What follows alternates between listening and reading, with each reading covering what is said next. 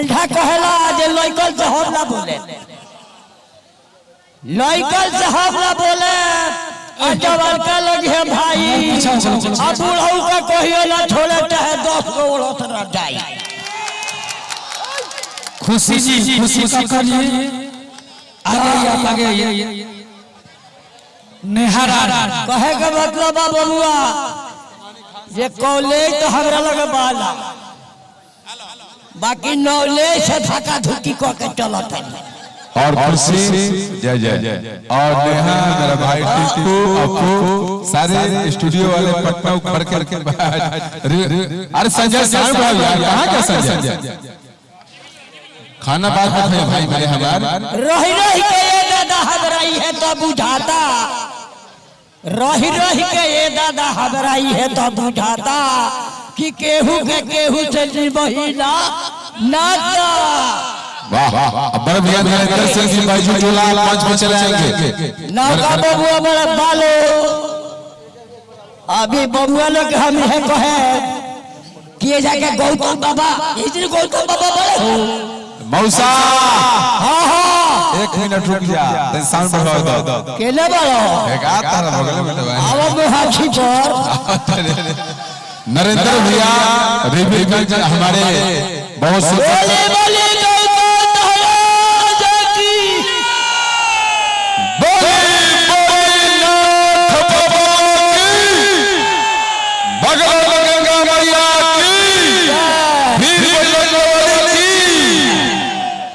जतला दशहरा में डाई ले ले कोई न रलिया तो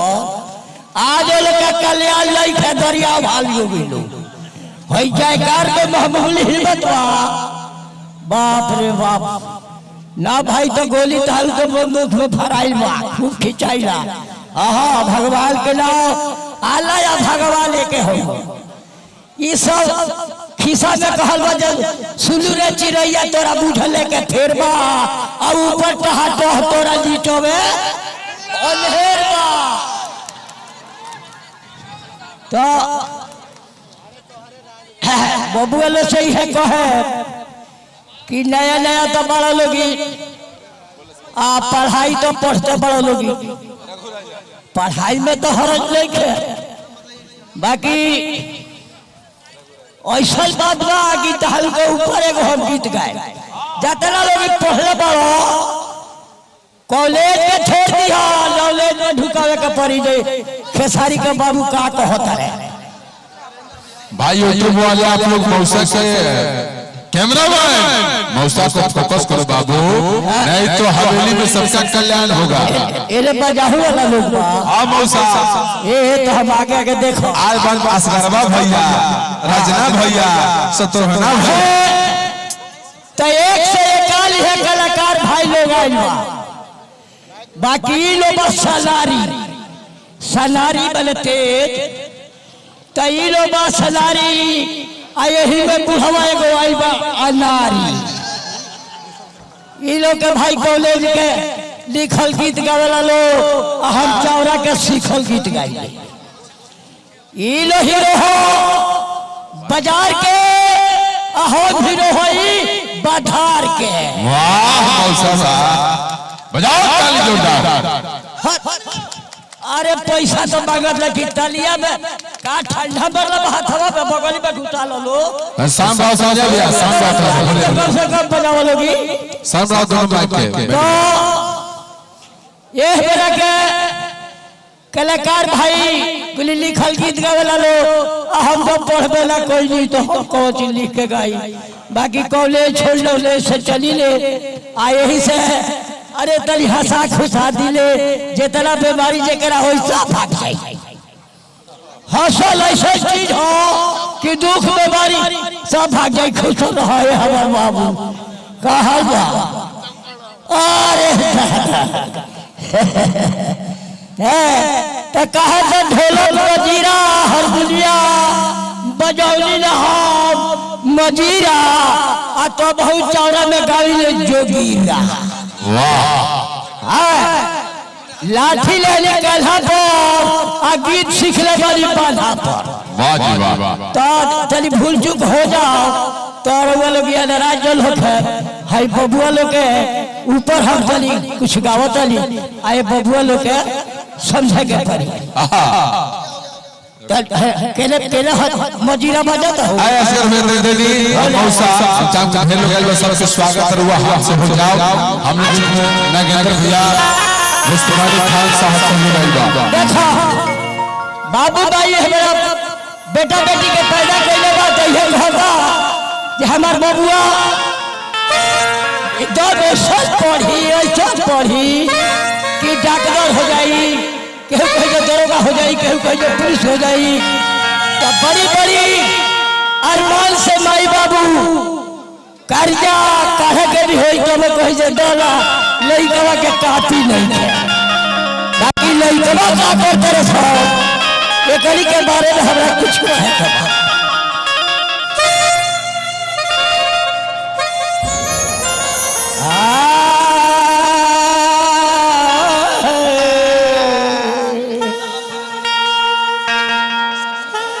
सदा भवानी दाहिले अरे ब्यास में चढ़ला तो कोई सुदूरा लोग रंग गावेला ते एगो सुदूरन के करी के कह देता ओ 4 कौड़ी होता मौसा देखी है हाय रे पैसा पैसा एगो ऐसा चीज बा कि सब बदल जाता मौसा जी हम चाहते हैं रउआ हाथ से सब लोग स्वागत होके रउआ अपने हाथ से सब सरकार के माला पहनाई सबसे बड़ा खुशी है आलम भाई विधि व्यवस्था कार्यक्रम से कर पाई ये आलम बबुआ बड़ा प्यारा हमार लड़का हो आ कह दीजिए बाबू हो 12 बजे रात के खोजबो तो बहुत चाचा तारा लोग है